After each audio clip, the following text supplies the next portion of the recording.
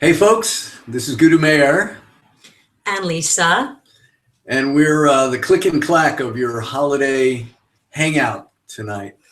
So we're here to talk about the holidays and what you can do to make them truly feeding for your spirit and not draining to your everything. So happy holidays. Happy holidays. Is it happy holidays? Well, we sent out an email that said holiday hell ?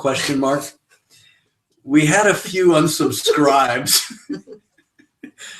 So we're not presuming your holidays are hell, but about this time, a lot of people start calling me and needing more sessions. And, people are going back to see their family. They're lonely for things that have, the spirit of Christmas is past and things. It's the end of the year, so it's a mixed bag for a lot of people, and that's what we're here to talk about. Well, some of us are lonely. Yes. And some of us are with family, and they both have their own curses and their own blessings. Lonely can be troublesome, and being with people can be troublesome. So, human beings, don't you love us? We're just charming. So Lisa, as a lonely person, Yes. tell me how the holidays are for you, or some of the typical things we hear from other people as well. It's sort of like this time of year is supposed to be so perfect. Yeah. Everyone's going on the perfect trip, or they have their perfect present, or they have their perfect family. And I just sort of have been hearing from myself and other friends who might be single that we're just sort of feeling a sense of lack at this time of year. Like, and the message is joy and peace and happiness and goodwill. So if you've got that set up as what you should be feeling, and then you're feeling something else, it's bothersome. And of course, at Sense of the Soul, we always say, nobody can tell you what to feel. And the thing that you should be feeling is what you are actually feeling. So we're going to talk about, if there are dark emotions, that this is a great opportunity to work with them, because at Senses of the Soul, we know that every emotion has a purpose. But let's flesh out some of the other conflicts that people might not even realize that they're having. So there's expectation. So since Thanksgiving, I would say the whole world feels kind of crazy with the Christmas and holiday music being piped in everywhere, sort of saying, you're supposed to be so cheerful. But you were explaining to me that in terms of nature's intention, maybe winter has a different purpose. So there are pressures. Pressures for what? So can you name some pressures? By the way, everybody, if you'd like to share, and I would like it if you would, at the top of, if you're looking at a YouTube page, at the top, there's a square of little dots. And if you click on that, there'll be a drop down and a blue icon that will let you ask questions. And we'd love if you could go ahead and just light that up, and that'll open up a little box on the right of your video screen that will allow you to type in a message. So while we're continuing to talk, we'd love for you to share things that are pressures for you, or things that make this holiday season difficult for you, if there are, or someone if you'd like a little anonymity. But there's that pressure to get out the Christmas cards if you're in that tradition, or get the presents off.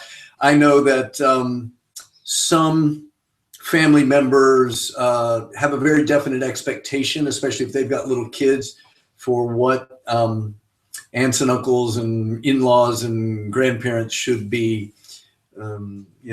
celebrating or sending them, let's say. Yeah. What other pressures do you feel?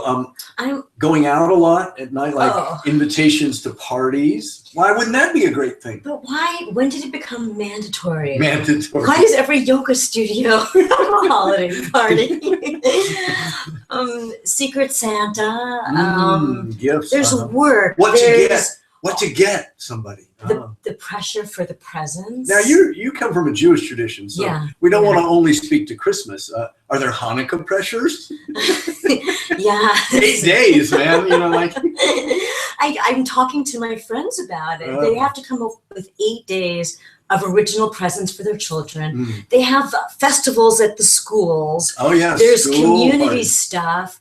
This time of year is become busy, and I'm exhausted. I'm exhausted. I'm cold. It's dark early.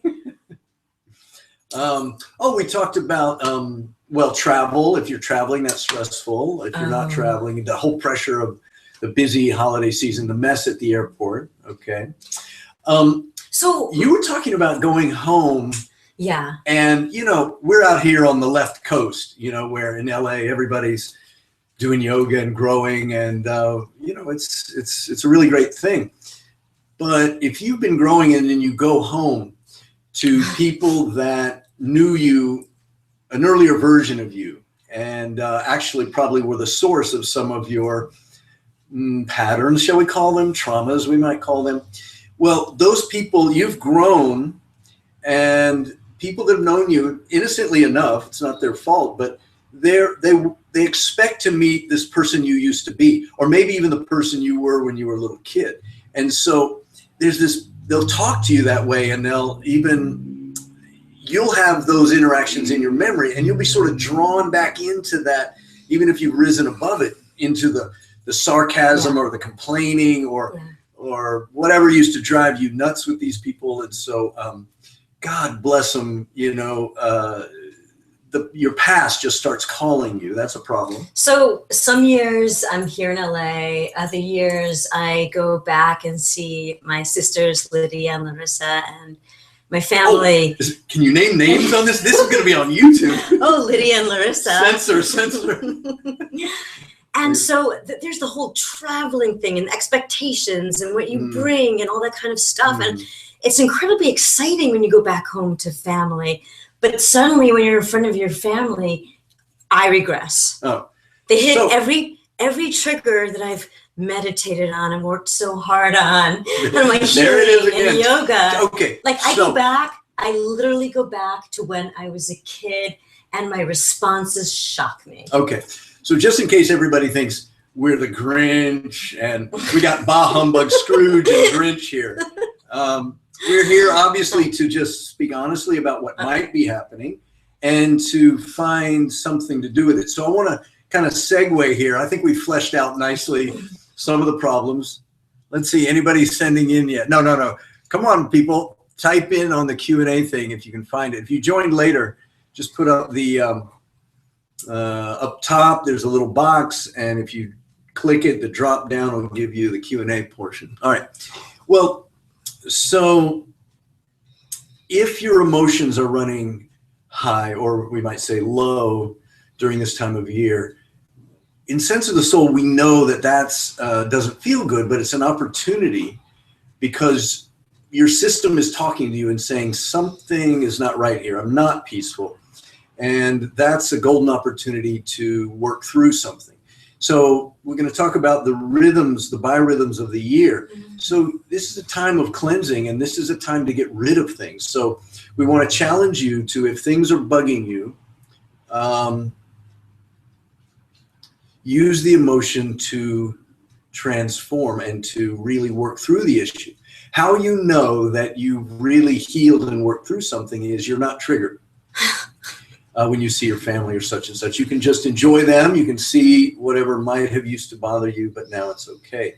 So that's our point to be with you today, that if there are difficult emotions, the way that we teach people to work with them is to use them now for healing.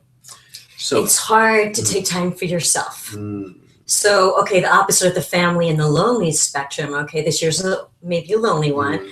But when you're home and the family and this whole season is so incredibly busy, and the whole season is about like giving. This is a season of giving. And that's, I think, the nicest part of this holiday. But people don't give to themselves. That's it. Okay. And are you selfish if you do? All right.